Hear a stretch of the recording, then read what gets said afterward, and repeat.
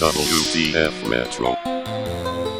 Hello, I'm Ross from Cultaholic.com, you're my sexual wank pheasants, and welcome to Cultaholic Extra. Of course, I don't mean that. We don't charge you for content. This is all free. Now, since Money in the Bank 2018 takes place tomorrow, I do hope this video gets published at the right time and decide to tackle what is widely recognised as one of the greatest pay-per-views in the history of WWE in the finest hour of one CM Punk. Money in the Bank 2011, let's get cracking with the knacking. Now, right at the start of the opening package, did anyone else think MVP was coming back? Of course, they used that same clock sound effect that happens at the start of the song where he talks about being a sexual wank pheasant and blotting all over the shop. Think about it now. And because of this, I didn't know whether to crap or wind my watch. Oh God, when it comes crashing back and it hurts inside. It all came flooding back here like Noah and that bastard ark as they showed footage of that backstage promo segment where Vince McMahon asked what's all good in the hood and then referred to John Cena as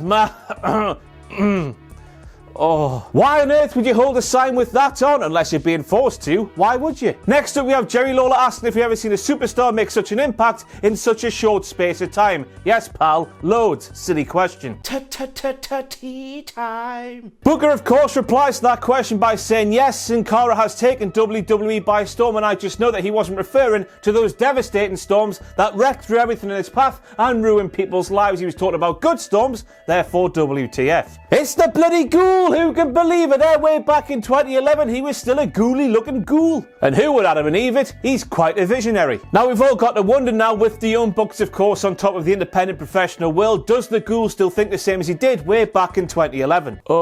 My mother is also my lover.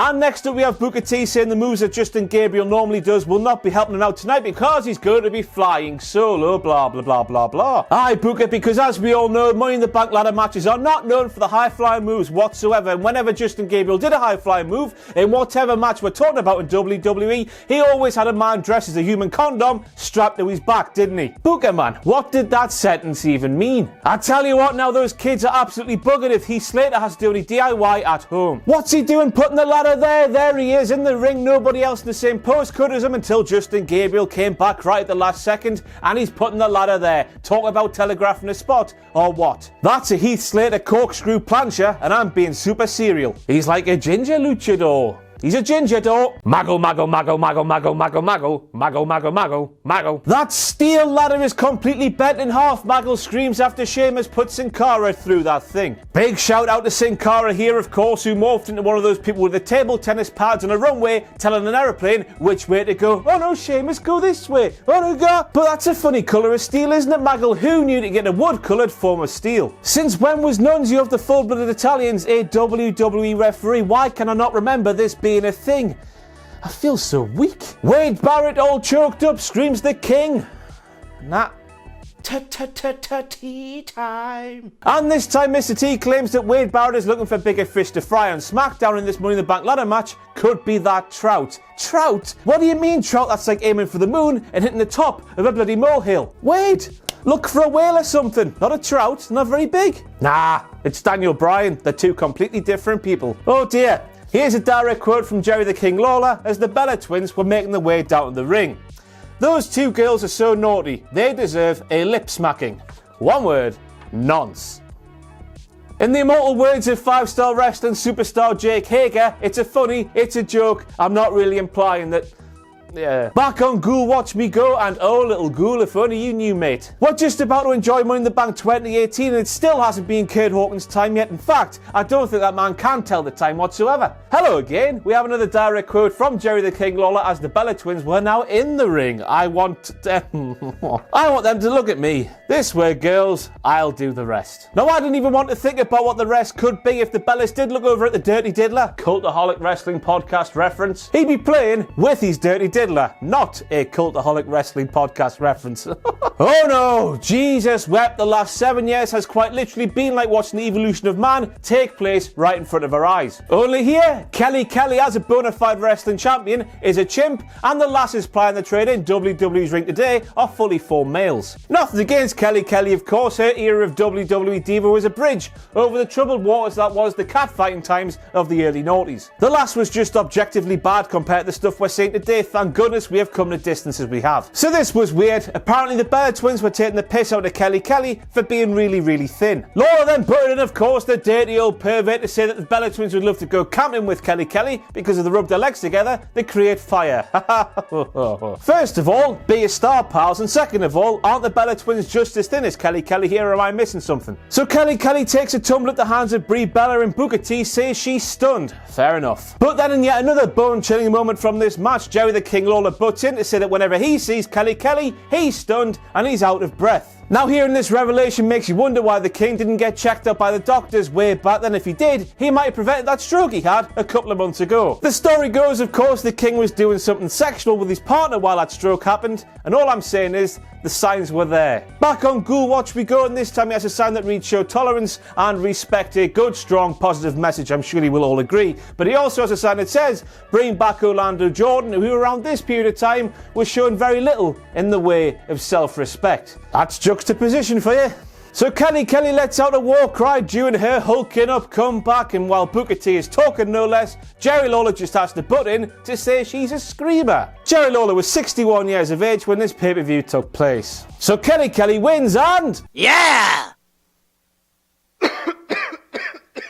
So Michael Cole calls this the Battle of Behemoths. Oh no, pal, wrong. Be there. Of course, this is the Battle of the Big Sweaty Men. So for the entirety of this match, Mark Henry works on the Big Show's leg because a little bit of time before Money in the Bank 2011, Show is ran over by Ricardo Rodriguez in a car. But while he's doing this, we learn that Mark Henry does not know the difference between his right and his left because Big Show's right leg got ran over, but Mark works on the left. Who knows, maybe when Mark Henry sings about getting a wig split, he talks about the process that happens to his own head when he tries to work out his left from his right. So Big Show has his left knee obliterated by Mark Henry, so what does he do? He climbs up to the second rope and jumps off and lands like that. Now of course, if one of the young guns did that today in the WWE ring, Big Show would be having a go at them because it makes no bloody sense. So why is he doing it there? So Big Show has his legs squashed in a steel chair by Mark Henry. He's squealing, he's dying. This is Saving Private Ryan times 10. The doctors come out, Show is heroically hobbling towards the stretcher, but the fans, they just don't give a toss. CM Punk chants were everywhere, and I'm saying to the crowd in Chicago, he hadn't even left, man. Why are those chants coming out already? What a weird time it was before CM Punk chants meant a crowd was bored. Racist numpty. Pass it on. 2011 was so close. Bugger me, I started university 2 months after this pay-per-view took place, but as this sign shows here, 2011 was also so far away. Michael Cole, who speaks for a living, remember, called Alex Riley an ungrateful ingrate. That's right, he called Alex Riley an ungrateful. Top work, pal. Is he taking the piss? Not even Jeff Hardy on SmackDown 2 on a pogo stick off his tits on Toot would have reached that briefcase. Now I just love the fact that Alberto Del Rio was the one to swipe the ladder away from The Miz and Evan Bourne, who both fell to their deaths, yet he was the one who still came off the worst because that ladder bounced off one ropes, swung all the way over to the side of the ring, and clocked him upside the head. Couldn't have happened to a nicer guy. Michael Cole, Wiley hammering away, surely you mean Riley. But no wonder Cole's getting mixed up, of course, because that Money in the Bank ladder match there has too many men in it. BBK ting. I know me stuff. Bloody hell, this Raw match was radio rental. First of all, we have Jack Swagger. I said Jack Swagger.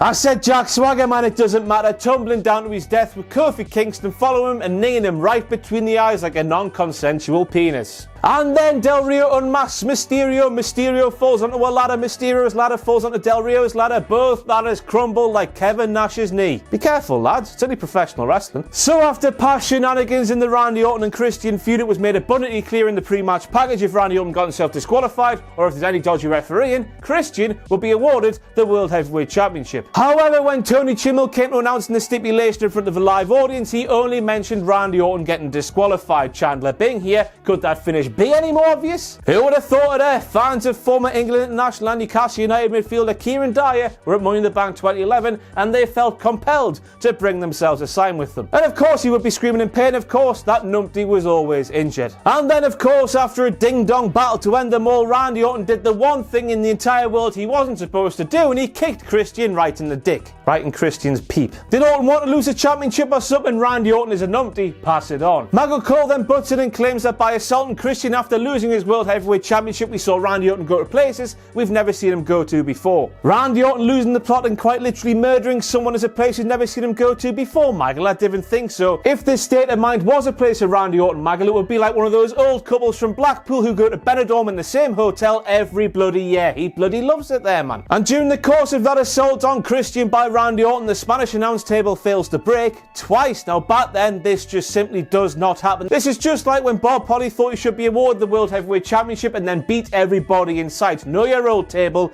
get back down there. You too, Bob. Randy Orton was an emoji before emojis were emojis. Now a little bit of time after Nikki Bella was saying to Brie, Bella, oh my god, how did you lose to her? She doesn't even eat. The Bella twins appear on screen saying nobody likes a bully. Hypocrites. Worrying signs for Mr. CM Punk is during that entrance at that pay-per-view at Money in the Bank 2011, he forgets his own bloody name. Look at the pain and confusion on his face there as he screams at the top of his lungs, what's my name?